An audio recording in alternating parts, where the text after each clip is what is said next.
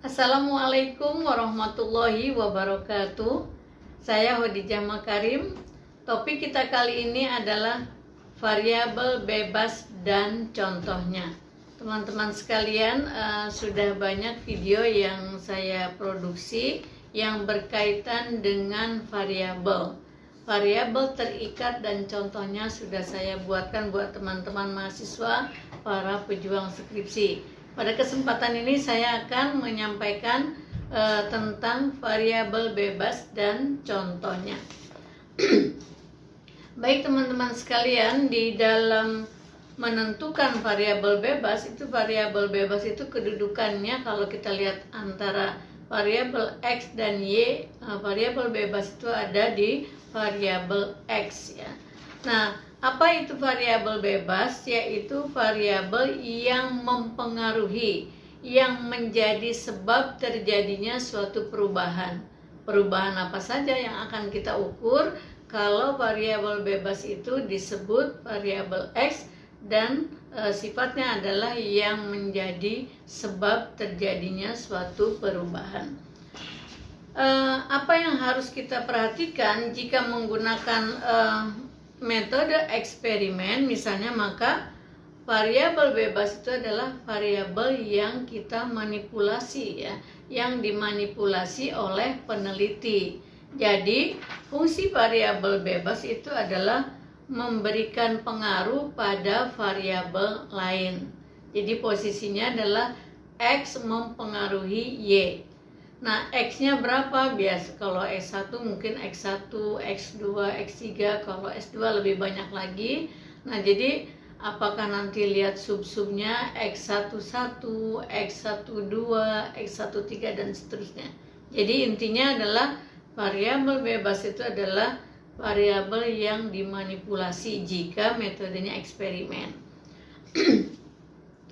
Sedangkan variabel bebas itu kan adalah variabel yang merespon variabel bebas. Jadi kalau kita lihat contoh-contoh dari variabel bebas atau independent variabel itu, misalnya saya ambil contoh nih ya, ada beberapa contoh yang akan saya sampaikan buat teman-teman, terutama sekarang yang sedang akan merumuskan judul skripsi, misalnya masih mau cari ide variabel bebasnya apa misalnya.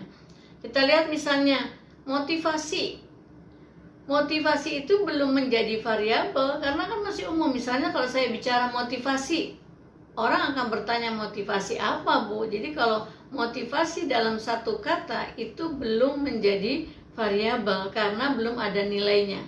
Supaya ada nilainya kita beri kelanjutannya. Kata yang kedua, motivasi apa? Misalnya motivasi belajar, motivasi kerja, motivasi berprestasi. Nah, ketika sudah ada motivasi kerja, sudah jelas motivasi berprestasi, motivasi belajar, maka itu sudah ada nilainya, sudah bisa disebut variabel.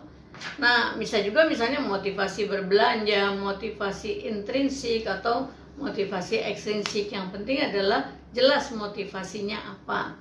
Kalau kita lihat misalnya perilaku itu belum disebut variabel karena belum ada nilai yang melekat pada perilaku. Tapi ketika kita sebutkan perilaku apa? Perilaku asertif, perilaku submisif, perilaku agresif, nah itu sudah ada nilainya, jadi sudah disebut variabel. Ya, jadi itu adalah bisa masuk dalam ini contoh-contoh yang saya sampaikan ini adalah variabel bebas.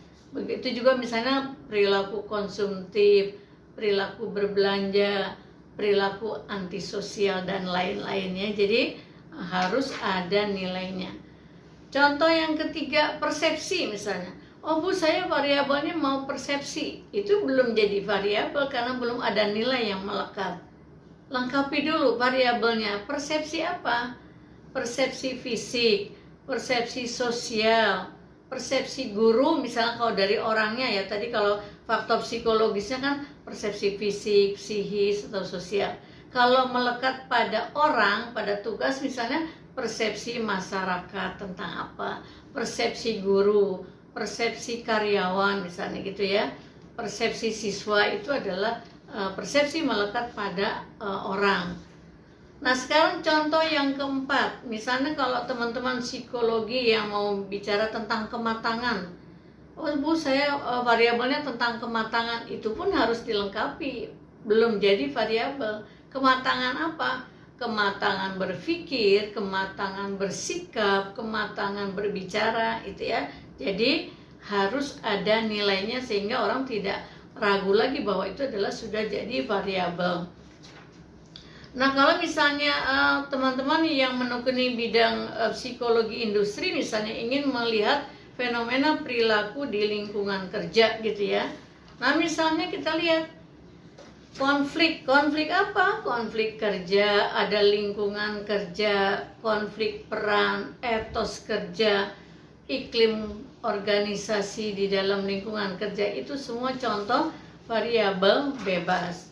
Sekarang teman-teman sekalian, kalau saya ambil contoh di bidang pertanian ya, apa variabel bebasnya yang kita akan manipulasi, yang akan dibuat perlakuan? Bisa aja misalnya jenis pupuk, jumlah pupuk yang diberikan, yang kita berikan kepada tanaman misalnya ya, kemudian kadar air ya, kemudian intensitas cahaya, misalnya apakah cahaya langsung, tidak langsung dari matahari, itu kita jadikan sebagai variabel bebas karena itu akan kita manipulasi. Contoh yang berikutnya teman-teman, yang dari komunikasi misalnya, sama itu juga. Kalau berdiri sendiri komunikasi belum bisa jadi variabel bebas, selesaikan dulu ya, beri nilai.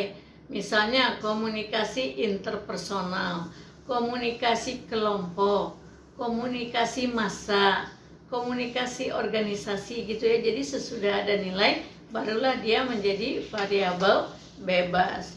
Begitu juga contoh-contoh yang lain, misalnya dalam bidang kompetensi misalnya. Kompetensi dibutuhkan dalam segala bidang misalnya ya. Siapapun orangnya, kalau kita ingin melakukan satu tugas profesional membutuhkan kompetensi. Nah, kompetensi siapa yang akan diukur? Kompetensi guru, kompetensi petani, kompetensi penyuluh, dan sebagainya. Itu jadi harus ada kejelasannya setelah kita beri lebih fokus ya, jadi ada nilainya. Baik teman-teman sekalian, kalau misalnya kalau ambil contoh nih yang teman-teman meneliti tentang kesehatan masyarakat, misal apa Bu variabel bebasnya? Banyak. Misalnya budaya hidup sehat, perilaku sehat, pengelolaan limbah ya secara medis misalnya. Kemudian bisa juga misalnya pengelolaan limbah air ya, pengelolaan bank sampah, itu bisa kita jadikan variabel bebas. Jadi yang berkaitan dengan perilaku kebersihan masyarakat, perilaku lingkungan yang ada di masyarakat kita ambil, dan itu bisa dijadikan contoh sebagai variabel bebas. Sanitasi lingkungan misalnya, itu juga bisa kita jadikan variabel bebas. Nanti teman-teman tinggal cari variabel terikatnya, misalnya bagaimana pengelolaan limbah cair, misalnya limbah sampah yang cair misalnya, bagaimana pengelolaan limbah sampah yang kering misalnya ya, organik dan anorganik misalnya, kemudian dikaitkan dengan perilaku hidup sehat misalnya gitu ya. Jadi kita bisa pilih variabel bebas itu sesuai dengan nilai yang akan kita berikan. Jadi contohnya tadi, jangan lupa kalau kita mau pilih komunikasi, jelaskan komunikasi apa. Kalau motivasi apa, melekatnya pada siapa. Begitu juga kompetensi. Jadi yang paling penting, dari mana kita dapat variabel bebas itu, sumbernya adalah dari teori. Jadi teman-teman harus banyak membaca, cari teorinya dulu, tempatkan itu variabel yang kita minati tadi dari berdasarkan teori, tempatkan di variabel bebas, kemudian cari teori lain yang pantas ditempatkan sebagai variabel terikat, sehingga sebab akibatnya kelihatan ya. Jadi bukan karena keinginan sendiri menempatkan variabel bebas, variabel terikat, tetap harus berdasarkan teori. Jadi cari dulu. Misalnya ambil contoh, kalau teman-teman ingin menempatkan prestasi belajar di variabel Y, apa yang mempengaruhi proses belajar dan apa yang mempengaruhi proses terjadinya prestasi belajar yang tinggi dan rendah itu.